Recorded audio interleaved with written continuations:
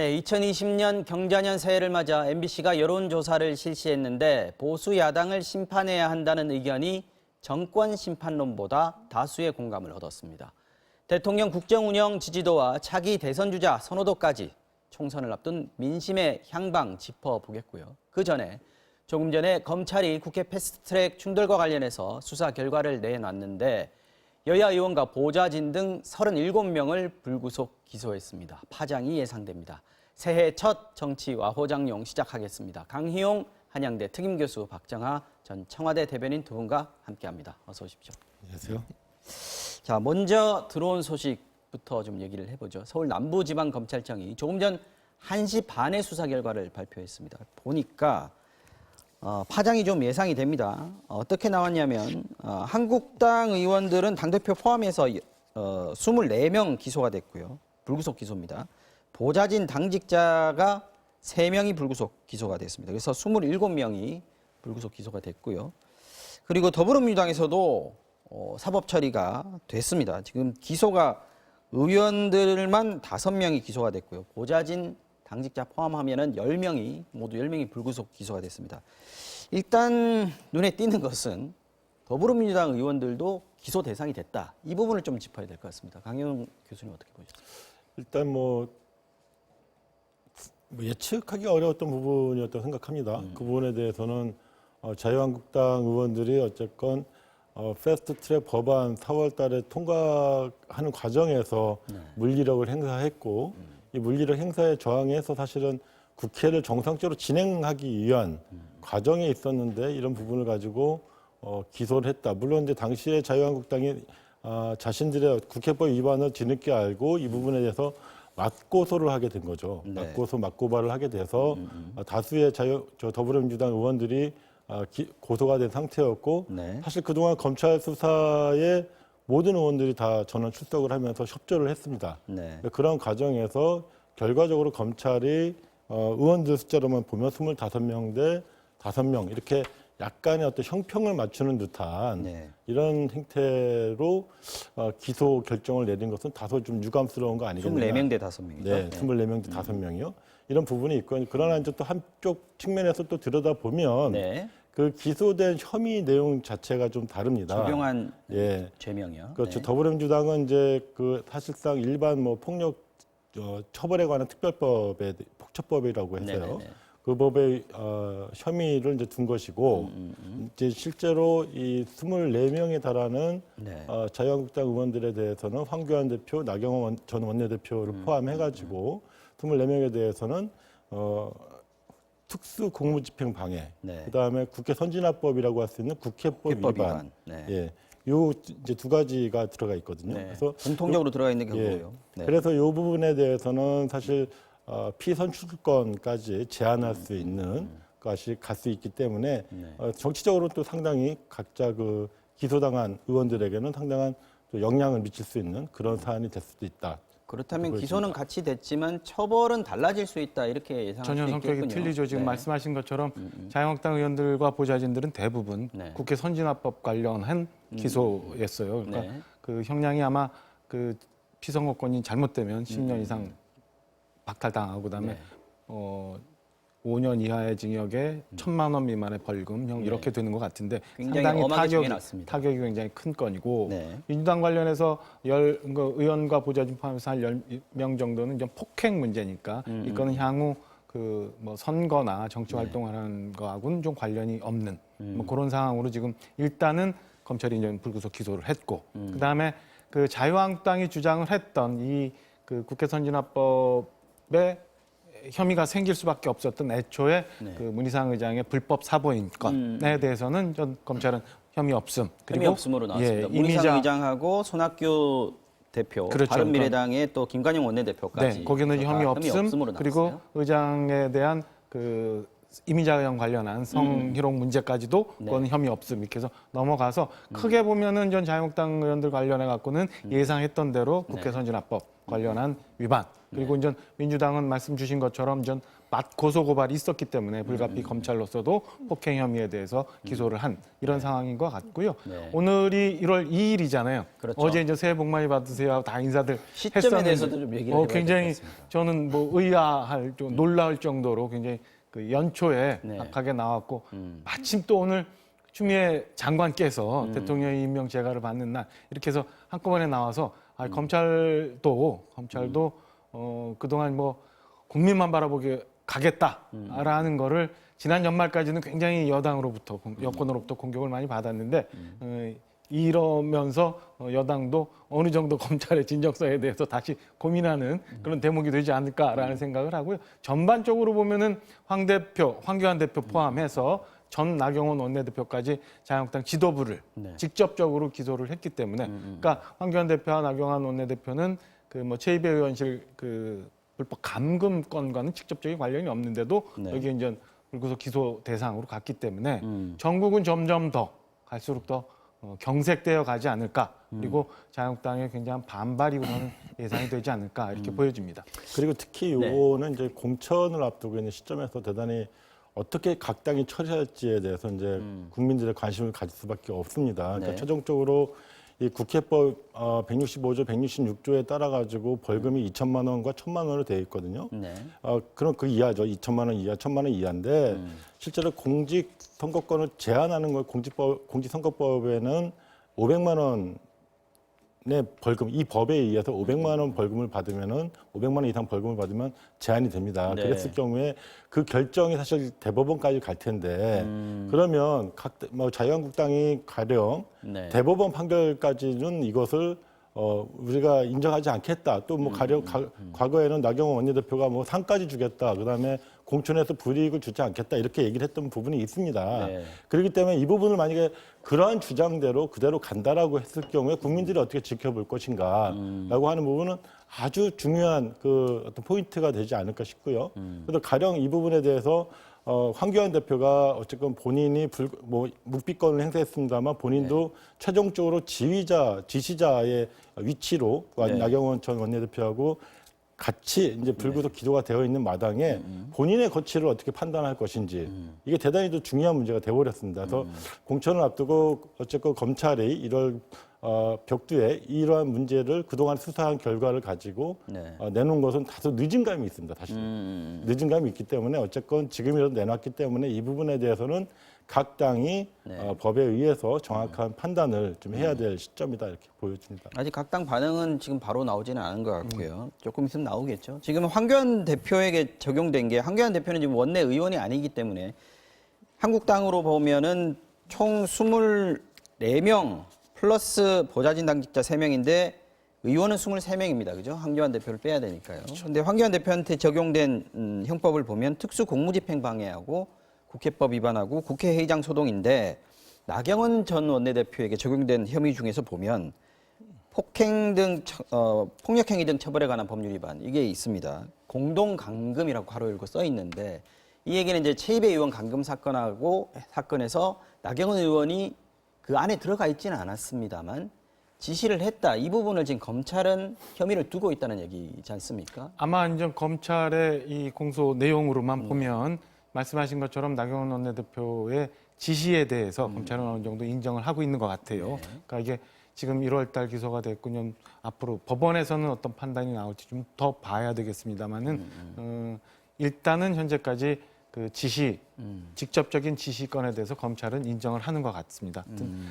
좀 전에 뭐 말씀 주셨지만 네. 공천까지 가기는 조금 이른 상황이긴 하지만 어쨌든 자유한국당이나 뭐 선거 구도에도 어느 정도 영향을 미칠 수밖에 없는 그런 오늘 검찰의 기소 내용인 것 같습니다. 아까 그 최이배 의원 감금 사건 관련해서는 사실 그 방 안에 여상규 법사위원장도 있었거든요. 기억이 나는데 지금 검찰이 발표한 명단에는 기소 명단에도 들어있지 않고 약식 명령에도 들어있지 않습니다. 이건 어떻게 봐야 됩니까? 그러게 이제 많은 부분들이 그 부분은 이제 의아하게 생각을 하실 텐데 여상규 의원은 현재 국회 법사위원장이고요. 네. 사실 검찰 대검과 그다음에 법무부를 소관을 하고 있죠. 그렇기 때문에 다소 봐주기 아니냐 이런 시각이 생길 수도 있고요. 또 공교롭게도 오늘 본인이 사선 의원임에도 불구하고 네. 불출마 선언을 했습니다. 근데 당선이죠. 불출마 타선에서 3선입니다. 네, 삼선이죠. 네. 한성교 의원이 4선이죠. 부추마자가 많아가지고. 네, 네, 그렇습니다. 하여튼 예. 그랬는데 그 얘기를 보면은 무기력했다. 이제 뭐 여러 가지 선거법이라든가 공수처법 처리되는 과정이 네. 협치 포기한 거 아니냐라고 하는 이야기를 하지만 실제로 뒤에 가서는 이 지도부, 이 자유한국당 당 지도부에 대한 회의감, 불만들을 강력하게 피력을 합니다. 그래서 이런 부분들이 과연 이제 오늘 사실 이제 검찰이 발표되기 전에 사실상 사전에 보고된 거 아닌가 싶기도 하고요. 이 부분은 좀 뭐 따져봐야 되겠습니다만 네. 법사위원장으로서 최소한 예우를 해준 거 아닌가 싶어서 다소 좀 의문스러운 부분이 남아있다 이렇게 보여집니다. 석연치 않은 부분이 있긴 한데 사실은 지금 우리가 검찰의 공소 내용을 전체적으로 지금 살펴만 볼 수는 없는 상황이어서 네, 아직 배상규 시간이- 법사위원장이 왜 포함이 안 됐는지에 대해서는 좀 추후에 조금 더 봐야 분석을 해봐야 될 되겠지만 것 같습니다. 정치적 의도가 있었다는 것이 너무 많이 간 것 같은 느낌이 좀 있어요. 알겠습니다. 이 얘기는 여기까지만 하고요. 이번에는 새해를 맞아서 MBC가 실시한 주요 여론조사 결과 한번 살펴보겠습니다. 오는 4월 총선에서 어디를 심판해야 하는지 물은 결과부터 보겠는데요. 지금 국정을 발목 잡는 야당을 심판해야 한다라고 본 의견이 51.3%였습니다. 국정에 실패한 여당을 심판해야 한다. 35.2%. 그래서 야당 심판론이 여당 심판론보다 우세하다 이렇게 지금 볼 수 있는 상황이고요. 어느 정당 후보에게 지금 당장 투표를 한다면 누구에게 투표를 하겠는가 했을 때 더불어민주당이 43.5%, 자유한국당이 22.5%로 나타났습니다. 자, 다음은 문재인 대통령의 국정 운영 평가입니다. 잘하고 있다 50.2%, 잘못하고 있다 45.6%로 절반 이상이 긍정 평가였습니다.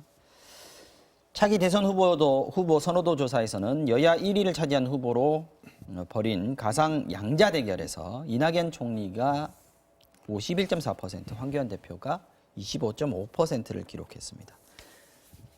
이번 여론조사 개요 설명드리겠습니다. MBC가 코리아 리서치에 의뢰해서 전국 만 19세 이상 성인 남녀 1,007명을 대상으로 유무선 전화 면접 방식으로 조사했고 지난해 12월 29일부터 이틀 동안 조사했습니다.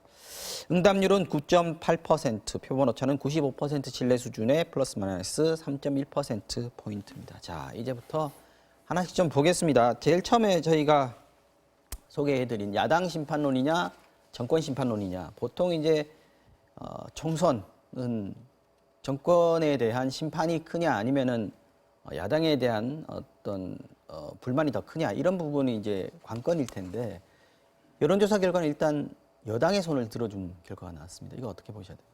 일단 뭐 MBC 여론조사가 이제 신년에 그 총선을 앞두고 대단히 유의미한 조사라고 보여집니다. 그리고 불과 일주일 전에도 이제 모 여론조사에서도 오히려 이 보수 야당 심판론이 거의 60%에 육박하는 여론조사 결과가 나왔었고 이것은 이제 확고한 어떤 흐름과 추세로 좀 자리 잡은 거 아닌가 싶습니다. 그래서 세상에 이런 야당은 없었다라는 이제 세간의 평들이 있을 정도로 지금 야당이 그동안에 사실 뭐 야당이면 협조할 것은 협조하고 반대할 것은 반대한다 이런 단순한 명제 속에 있어야 야당이 자기 자리와 자기 국민적 지지를 온전하게 유지할 수가 있습니다. 그러나 지금의 야당, 보수 제1야당은 사실 반대를 위한 반대만 해온 것 아닌가라는 평가가 종합적으로 내려진 거 아닌가 싶습니다. 결국 최종적인 평가는 뭐 그러니까 올해 4월에 선거에서 이루어지겠지만 보통요 저희도 이제 야당을 이제 더불어민주당도 해봤습니다만 야당은 딱 두 가지를 조심합니다. 국정 발목 잡기라는 프레임. 그다음에 수권 능력이 있냐 없냐 이 두 가지입니다. 이 두 가지에 대해서 사실 자유한국당이 그동안 지난 1년 동안 보여준 모습은 사실 집권은 포기하고 국정은 모든 발목을 한번 다 잡아보겠다라는 식으로 무려요 국무위원 같은 경우에 장관급 인사를 포함해갖고 23명에 대해서 인사청문회 채택을 안 했습니다. 이거를 가지고 일부에서는 뭐 너무 독단적으로 국정 운영하는 거 아니야라고 주장을 하지만 실제로 역대 사례를 비교를 보면 이렇게까지 인사까지도 사실 인정 안 해주고 보고서 채택을 안 하는 일종의 마지막 그 발목까지 잡는 이런 행태를 보여준 것도 처음이거든요. 여야의 시각이 완전히 다른 부분입니다, 사실은요. 네. 그래서 이제 이 부분을 가지고 이제 평가를 뭐 이제 의원들 후보들 몇 면을 들여다 보면 나오는 겁니다. 대표적으로 추미애 후보 같은 경우에는 역대 뭐 재산 문제라든가 뭐 여러 가지 문제가 하나도 없는 것이 드러났음에도 불구하고 마지막에서는 정치적으로 적합하지 않다라고 하는 이유로 청문 보고서로 채택을 안 합니다.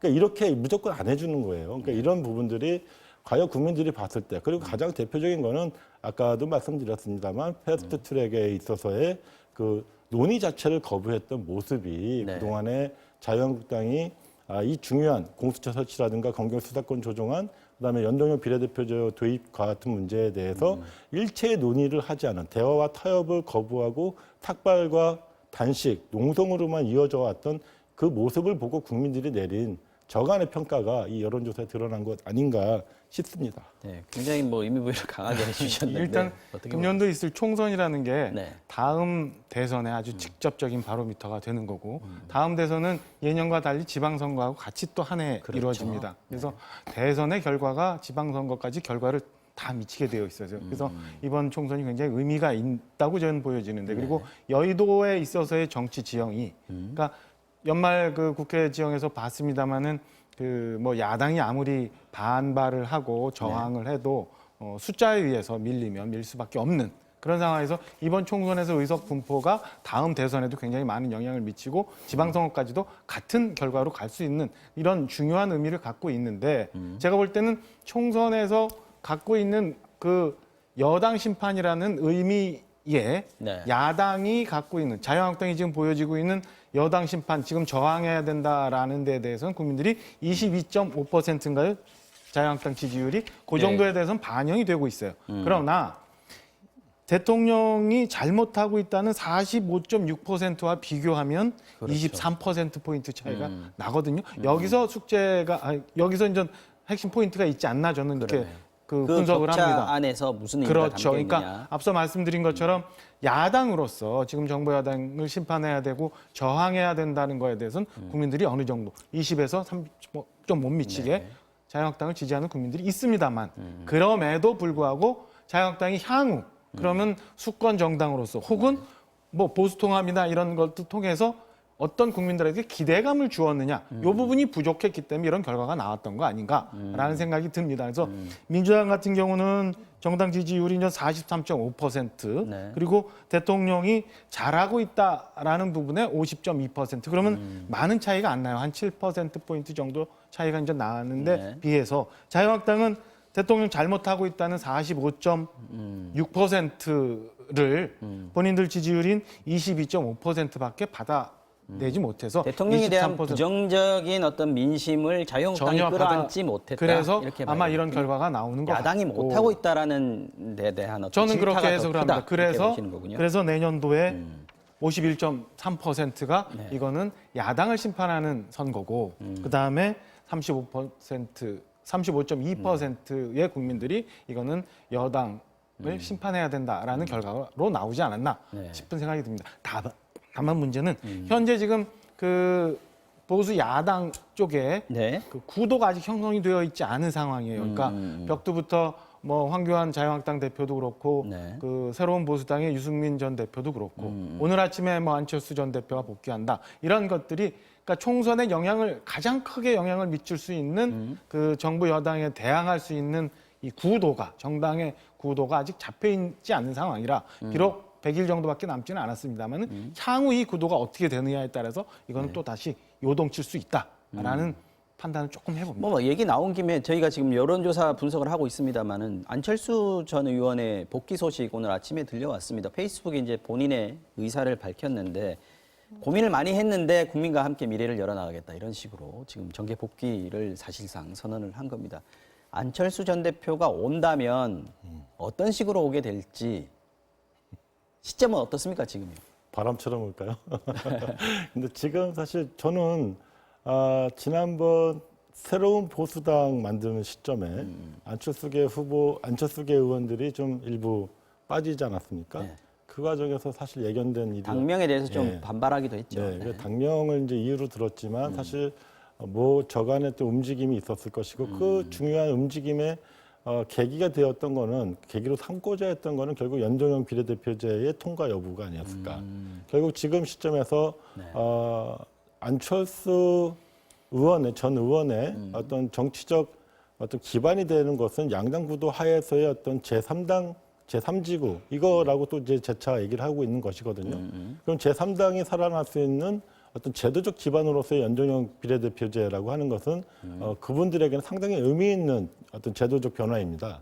그렇기 때문에 어제 오늘 뭐 바른미래당 같은 경우에는 전국적으로 연동형 비례대표제 통과 플랜카드를 전국적으로 걸었고 이런 부분들과 좀 맞닿아 있는 거 아닌가 싶습니다. 그래서 그동안에 특별하게 어떤 정계복귀에 대한 입장을 밝히지 않고 뭐 독일에 있다가 미국까지 가서 또 새롭게 뭔가 연구를 하겠다 이런 입장이었다가 갑작스럽게 하게 된 것은 사실 연동형 비례대표제 통과가 중요한 계기가 되지 않았을까. 그런 점에서 지금 이제 바른미래당 손학규 대표는 한때는 안철수 전 대표가 오면은 비워주겠다. 정권을 주겠다라는 입장을 갖고 있었는데 과연 그 입장이 계속 유지가 될 것인지 만약에 그렇지 않다면 안철수 대표가 와서 정권을 준다면 바른미래당은 안철수 전 대표가 정치를 복귀하는데 아주 훌륭한 어떤 물적 자산이 될 거라고 보여집니다. 다만 그 과정에서 이제 새로운 보수당 유승민과 어떻게 갈 것이냐. 그래서 결국은 안철수 플러스 유승민 구도가 하나 있을 것이고 안철수 플러스 과거에 국민의당 동지였던 박지원, 정동영. 근데 그쪽은 아닌 것 같고요. 그다음에 가장 관심 있게 봐야 될 것은 좀 이른 감이 있습니다만 자유한국당과 안철수, 황교안입니다. 이 구도의 그러니까 즉 안철수, 유승민, 안철수, 황교안 구도 둘 중에 하나가 내년 총선, 올해 총선에 어떻게 파급력을 가지게 될지 그림을 그린다면 그래서 이런 부분에 있어서 안철수의 선택, 안철수의 거치가 주목받을 수밖에 없다 생각합니다. 경우의 수 말씀해 주셨는데 어떤 형식이 될 그러니까 저는 이렇게 봐야 될 것 같아요. 우선은 그 안철수 플러스 황교안 이거는 경우의 수에서 제외해야 되는 거 아닌가. 그 다음에 유승민 플러스 안철수 이것도 제외해요. 왜냐하면 그것도 제외합니까? 유승민 전 대표가 어젠가요 잘못된 결혼을 했다라는 2년 전에 잘못된 결혼했다고 얘기했죠. 그게 그때 바로 결혼한 상대가 바른 정당과 국민의당이 합쳐지면서 바른 미래당이 될 때를 회고하셨던 것 같고 그다음에 그 말씀하신 것처럼 좀 박지원 의원 플러스 안철수 이렇게 얘기하시는데 그때와 지금은 좀 상황이 다른 것 같아요. 그러니까 저는 전반적으로 보면 지금 숨은 그림은 오히려 그 지난 추석부터 아까 제가 보수통합이라는 말씀을 잠깐 얼핏 드렸는데 지난 추석부터 굉장히 많은 주문이 있었어요. 그러니까 그 반문이라고 소위하는 프레임을 만들기 위해서 그래서 총선에서 1대1 구도를 만들어야 된다라는 국민적 요구가 있었는데 반문 빅텐트론이죠. 거기서 사실은 자유한국당이 그걸 제대로 못 만들어내고 지금까지 왔습니다. 오다 보니까 좀 전에 저희가 이제 그 어제 여론조사 결과 봤습니다만은 더불어민주당을 찍겠느냐 아니면 자유한국당을 찍겠느냐 합치면 65% 정도 돼요. 나머지 35% 물론 나머지 재정당이 있지만 여기는 그 아직은 의사를 결정하지 못했거나 혹은 무당층이거나 이런 분들이거든요.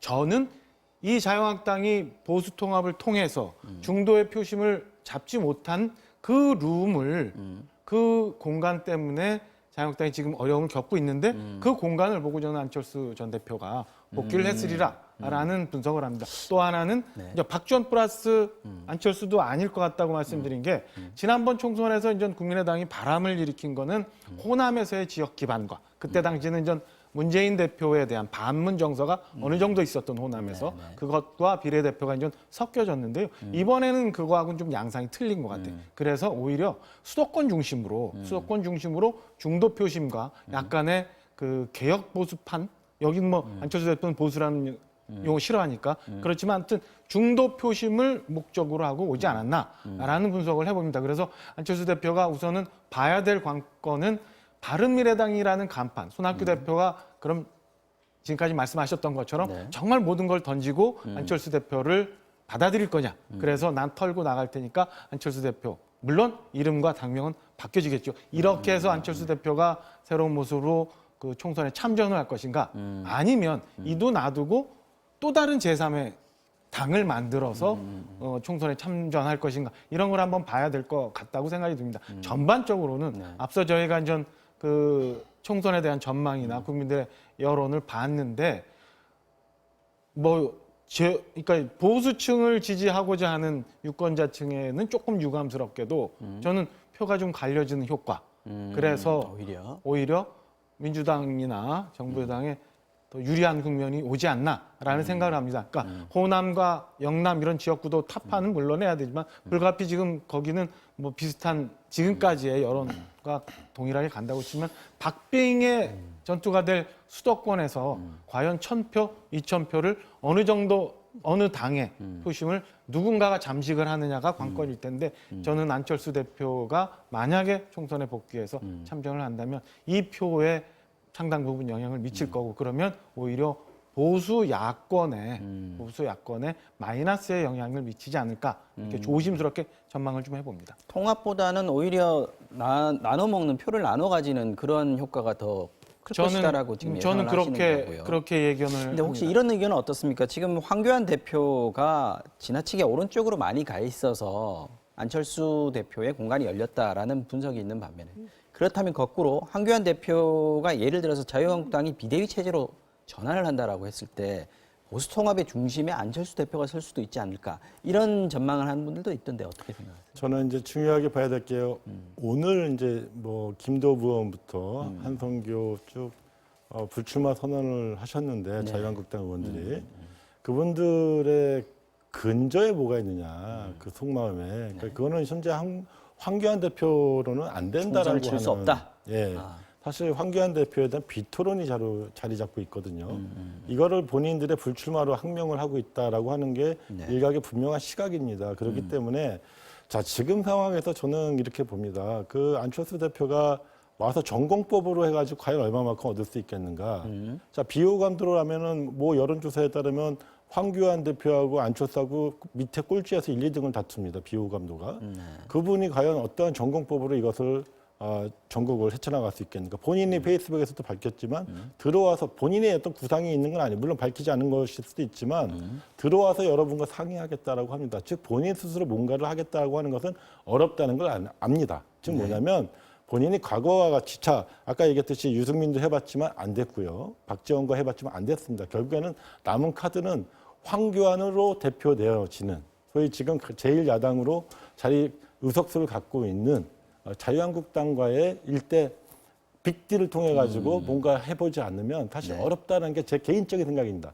그런 점에서 한번 예의주시해서 주목해볼 만한 행보라고 하는 것이고요. 사실 뭐 그게 비호감도 1, 2위인 후보 둘이 앉아가지고 과연 했을 때 얼마만큼 국민들에게 감동을 줄 수 있는지에 대해서는 뭐 논외로 하더라도 어떻게든지 지금 상황에서는 살아남기 위해서는 이번에 안철수 대표 전 대표가 들어오면 이제 다음 대선까지는 어쩔 수 없이 계속 이 정치판에 남아 있어야 돼요. 총선 끝나고 또 뭐 독일이나 영국으로 갈 수 없는 거 아닙니까?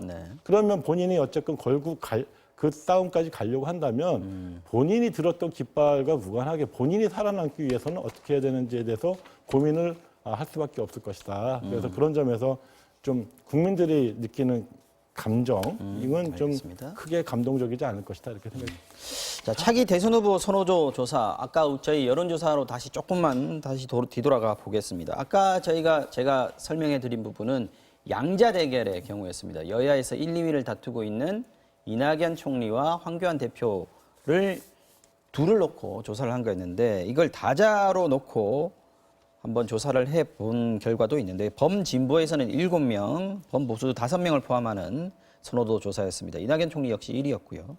황교안 대표가 2위에 올랐습니다. 이어서 보면은 이재명 경기지사가 5.3%, 안철수 전 대표가 4.3%. 이게 지금 29일부터 조사한 거기 때문에 오늘 발표가 들어있지 않은 상황에서 지금 현재 다자구도에서 4위로 지금 나와 있는데 자 격차가 좀 많이 납니다. 이낙연 총리 아직은 현직에 있는 어떤 프리미엄 같은 것들도 좀 있다고 봐야겠죠.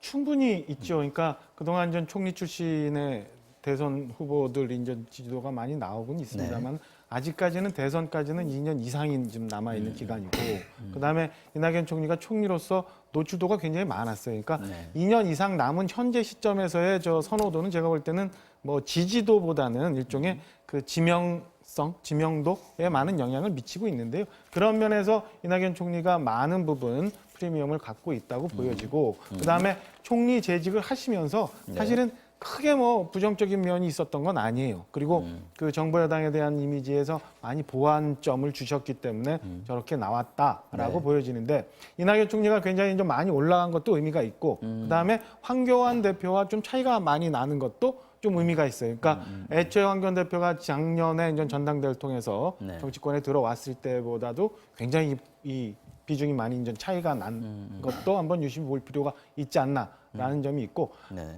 안철수 전 대표 같은 경우는 4.4% 지금 나왔습니다만은 저게 아마 이번 주말 조사를 하면 다소 좀 뛰지 않을까. 그래서 저는 좀 요동을 좀 칠 거고, 이낙연 총리 같은 경우도 이제 현직을 내려와서 아마 총선 출마하고 결과가 이후에 되면 네. 조금 저것도 조정을 받지 않을까라는 예상을 좀 합니다. 네.